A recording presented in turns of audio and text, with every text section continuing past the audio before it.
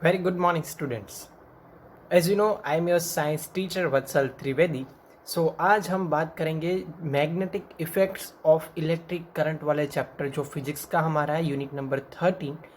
उसके अंदर हम आज बात करने वाले हैं कि फ्यूज़ क्या होता है, टाइप्स ऑफ करंट, अल्टरनेट और डायरेक्ट करंट किस तरह से वर्क करता है, तो उसके बारे में हम आज देखने वाले। So let's see what is the index of the day. First, AC and DC current, domestic circuit, then electric fuse.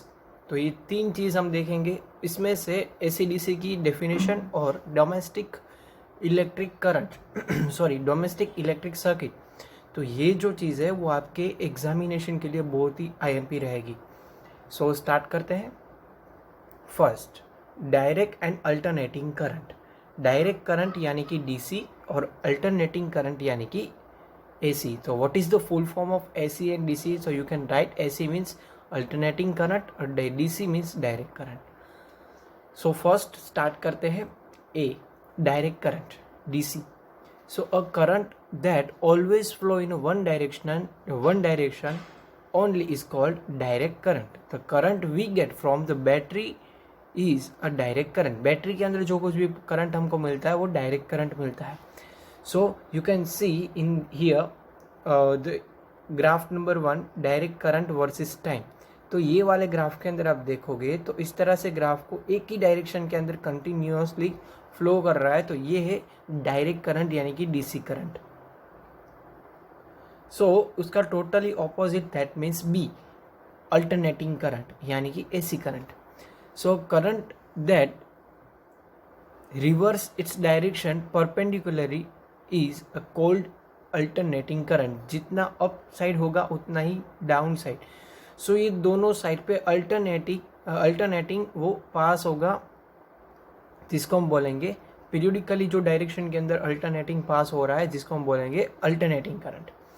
So change in direction every 1 divide by 100 यानी कि 0.001, okay 0.001 second, and its frequency is 50 hertz.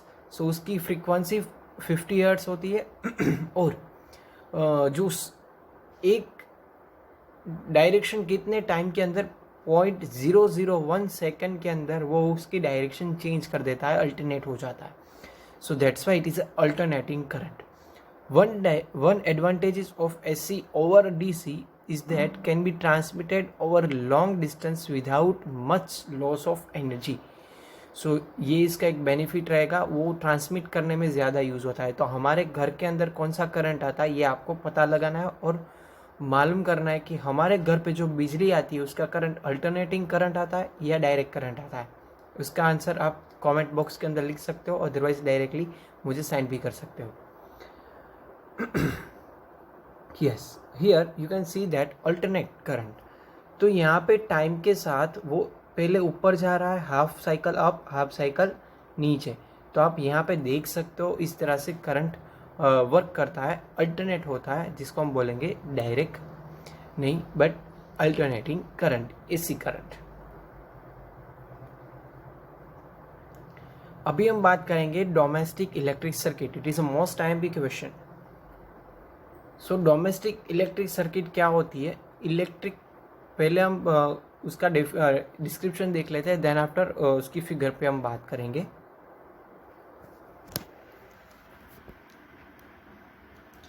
Electric power to home is supplied through the mains. It has 2 wires. One is a live wire, that means positive with red insulating, and another is a neutral wire, that means negative wire with a black insulator. So red colour का wire जो होता है वो insulating positive wire होता है, और white black colour का wire होता है वो नेगेटिव वायर होता है।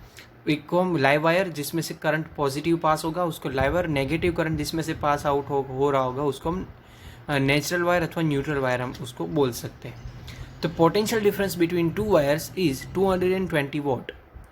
The earth wire with green insulated is connected in a metal plate kept in the ground, और जो थर्ड वन होता है वो ग्राउंड के अंदर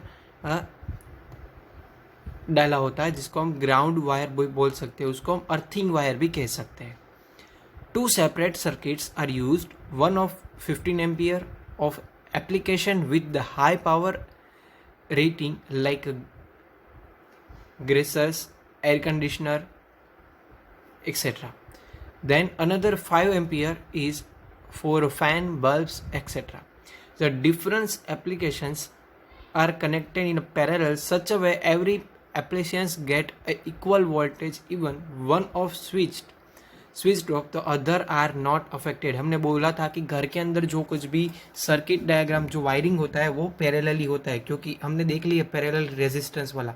एक अगर ऑफ हो जाता है, एक बिगड़ जाता है, तो बाकी की सारी लाइट शुरू रहती है.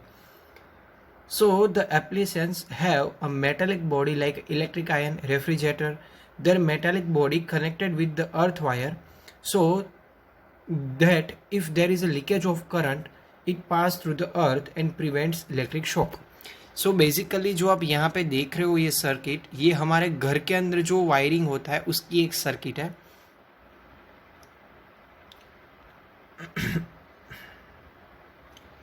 So here यहाँ पे आप लोग देख सकते हो कि यहाँ से स्टार्ट हो रहा है ऑल फ्यूज़. ये हमारा मेन रेड वायर जो आप देख रहे हो, और ये ब्राउन यानी कि ब्लैक वायर. ये ब्लैक वायर है वो कौन सा वायर रहेगा, नेगेटिव, और रेड वायर है वो पॉजिटिव वायर रहेगा. एक लाइव वायर बोलते हैं और इसको नेचर वायर बोलते हैं. देन आफ्टर एक थर्ड वन रहेगा ग्रीन वायर, जो हमारे ज़मीन के अंदर यानी कि अर्थिंग वायर रहता है. सो जब भी हम इलेक्ट्रिक सभी मेन करंट जीबी से ही डायरेक्टली आता है, तो वो डायरेक्टली हमारे मीटर के अंदर आता है. उसकी फ्रीक्वेंसी होती है 50 नहीं, बट उसका वोल्टेज होता है 220 वॉट्स. सो वो आपको याद रखना है. देन आफ्टर यहाँ से वो जाएगा डिस्ट्रीब्यूशन बॉक्स. इसके अंदर 15 एम्पियर और 5 एम्पियर के दो डिवाइस और रहेंगे. 15 एम्पियर जो हमारे घर के अंदर जिसको ज़्यादा इलेक्ट्रिसिटी चाहिए, फॉर एन एग्जांपल रेफ्रिजरेटर है, एसी है, तो ये सब कुछ चीज़ है जिसको ज़्यादा करंट चाहिए, तो उसके लिए 15 एम्पियर करंट, और बाकी के लिए 5 एम्पियर, जिसमें से हमारा फैन, लाइट एक्सेट्रा सब कुछ चल जाता है. देन आफ्टर वहाँ से वो जाएगा पूरी घर के अंदर अलग अलग जो कंपोनेंट्स इलेक्ट्रिसिटी के जो एप्लीकेशंस होते हैं, वहाँ पे सभी गैजेट्स के पास वो करंट पास आउट होगा. वहाँ पे 3 वायर हम ज़्यादातर देखते हैं इलेक्ट्रिक प्लग. तो प्लग के अंदर आप देखेंगे तो यहाँ पे 3 होल रहेंगे. तो एक होल होगा इस तरह से होल होगा, एक में से पॉजिटिव करंट होगा, एक में नेगेटिव, रही एक होगा अर्थिंग होगा. सो जब हम कोई भी डिवाइस का प्लग के अंदर प्लग इन करें एट ए टाइम, उसको पॉजिटिव, नेगेटिव और अर्थिंग वायर उसके साथ कनेक्टेड हो जाता है. सो इस तरह से पूरी घर के अंदर एक सर्किट होती है. सभी चीज़ यहाँ पे आप देख सकते हो पैरेलली कनेक्टेड है. सो पैरेलल कनेक्शन का एक बेनिफिट है कि कोई भी एक डिवाइस अगर बाई चांस स्विच ऑफ हो जाए तो क्या होगा, बाकी के डिवाइस के अंदर कोई भी प्रॉब्लम नहीं आएगी, वो सारे एज इट इज़ वर्क करेंगे. देन सेकेंड थिंग, जो ग्रीन वायर यानी कि अर्थिंग वायर की क्या ज़रूरत है. सो अर्थिंग वायर इसीलिए हमने यूज़ किया है क्योंकि अर्थिंग है वो क्या करे, कोई भी मेटालिक बॉडी वाला कोई कंपोनेंट अगर हम लोग यूज़ करें, कोई फॉर एन एग्जांपल एसी है, रेफ्रिजरेटर है, तो वो मेटल है, उसमें से इलेक्ट्रिसिटी पास हो सकती है. सो दैट्स वाई हमको शॉक लग सकता है. सो उससे बचने के लिए ये थर्ड वायर, जो हम ज़्यादातर जो बड़े गैजेट्स होते हैं उसके अंदर 3 पिन होती है, तो एक अर्थिंग पिन होती है, जो बाई चांस कोई करंट लीक हो जाता है तो वहाँ से वो डायरेक्टली ज़मीन के अंदर चला जाएगा. सो ये ग्राउंड हो जाएगा, अर्थ हो जाएगा, ये भी हम बोल सकते हैं. That's why we can use earthing wire okay in our domestic electric circuit. तो ये domestic electric circuit that are used in our home. Okay, सभी स्कूल है, होम है, फैक्ट्रीज है, सभी जगह पर ये इसका यूज़ होता है. जो हमने यहाँ पे देखी फिगर उस तरह से होती है. नेक्स्ट इलेक्ट्रिक फ्यूज़, काफ़ी इजी टॉपिक है और आपने लास्ट ईयर पढ़ भी लिया होगा क्योंकि ये 7th स्टैंडर्ड में भी आता है कि फ्यूज़ क्या होता है. Electric fuse is a safety device is use to electric circuit to protect the circuits and appliances from the damage due to the overloading and the short circuit. Short circuit और overloading से बचने के लिए fuse का use होता है. It has a wire having a high resistance and the low melting point. उसके अंदर एक वायर कनेक्टेड होता है जिसका हाई रेजिस्टेंस होता है और मेल्टिंग पॉइंट उसका काफ़ी कम रहता है। क्यों? बिकॉज जब कभी उसके अंदर कोई भी इलेक्ट्रिक करंट की लीकेज हो तो एट अ टाइम वो जल्दी से मेल्ट हो जाता है और पूरी जो सर्किट होती है वो ब्लॉक कर देता है, ऑफ कर देता है। So if axis of current flows through the circuit, the fuse wire is melt and breaks the circuit. Fuse wire is made up of metal and alloy or metal like lead, tin and aluminium and copper. Fuse wire is connected in a series with a live wire. वो live wire के साथ यानी कि जो positive wire रहेगा उसके साथ series connection में अंदर उसको ज्वाइन किया जाता है। अभी बात की हमने ओवरलोडिंग और शॉर्ट सर्किट की। ओवरलोडिंग यानी कि सपोज फॉर एन एग्जाम्पल आपके पास आपके घर पे कोई बल्ब है, बल्ब की कैपेसिटी 12 वोट की है। अगर उसको 12 वोट से ज़्यादा 12 के बजाय उसको हम 220 वोल्ट अप्लाई कर देते तो क्या होगा? बल्ब बंद हो जाएगा, डैमेज हो जाएगा, फ्यूज ओके, उसको हम गुजराती में बोलते हैं उड़ी जશે। ओके, વધારે કરંટ જાય તો વધારે ઓવરલોડિંગ થશે તો એની કેપેસિટી કરતાં વધારે કરંટ મળે છે તો શું થશે? ઉડી જશે, वो डैमेज हो जाएगा। So overloading is cause due to the increase of voltage और if the live wire is an natural wire, उसके अंदर वोल्टेज की कैपेसिटी ज़्यादा हो जाए, increase of voltage, wire comes in a connect और if too many applications are connected in a single socket, so if a result overloading of the wires and can cause a damage of circuit and appliances. Then short circuit कब होती है? Short circuit is caused when live wire or natural wire are comes to connect and the current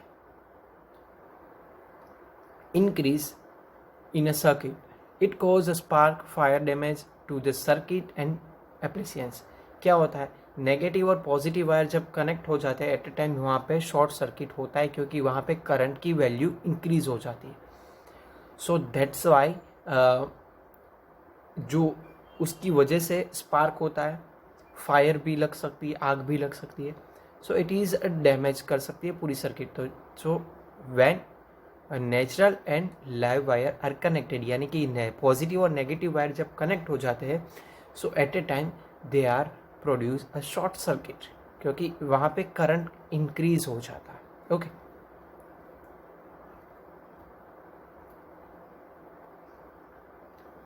so here question answer for you, what is the frequency of AC current? Explain AC DC current with a proper diagram और proper graph.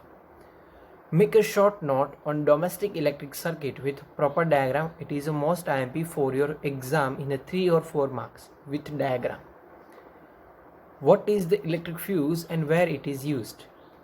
ये भी आपको लिखना है। So आज हम यहाँ तक रखेंगे। As a reference, I will use your science की text book, Wikipedia of magnetic effect on electric field और स्लाइड शेयर एप्लीकेशन के थ्रू मैंने जो आप स्लाइड देख रहे हैं वो भी मैंने यूज़ की है। So here thank you very much, to be continue on next video. So अभी के लिए stay home, thank you very much, bye bye, take care, fun with science, enjoy the science, bye bye.